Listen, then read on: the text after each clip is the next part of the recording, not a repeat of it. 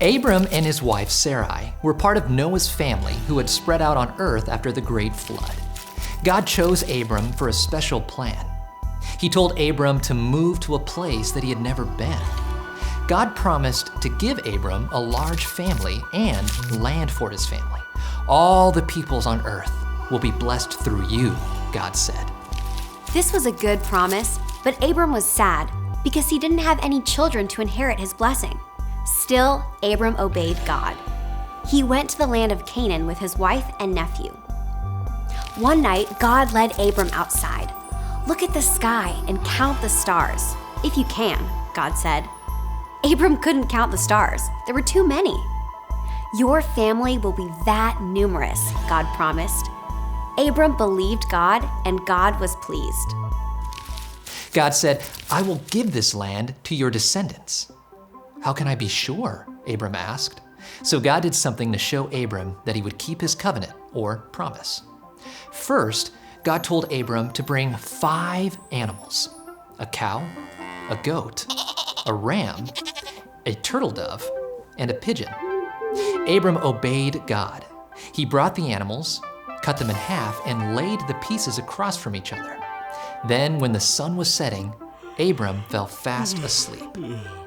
While Abram slept, God told him what would happen in the future. He said Abram's family would be slaves in another country for 400 years.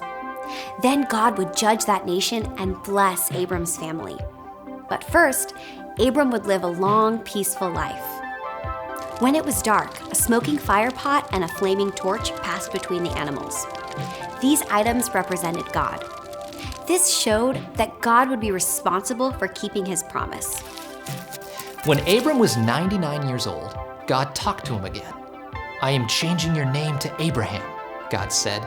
"You will be the father of many children, grandchildren, and great-grandchildren. They will become many nations, and some of them will be kings. I will give them the land where you are living, and I will be their God. My promises will last forever." God was so serious about his promise that he changed Abram's name to Abraham, which means father of many. He changed Sarai's name to Sarah. God said, "I will bless Sarah. She will have a son, and you will name him Isaac." God promised to keep his covenant through Isaac and his future family.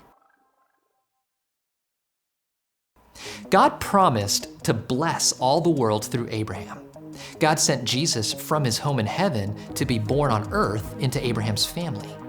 Through Jesus, all the nations of the earth are blessed because Jesus saves people from their sins.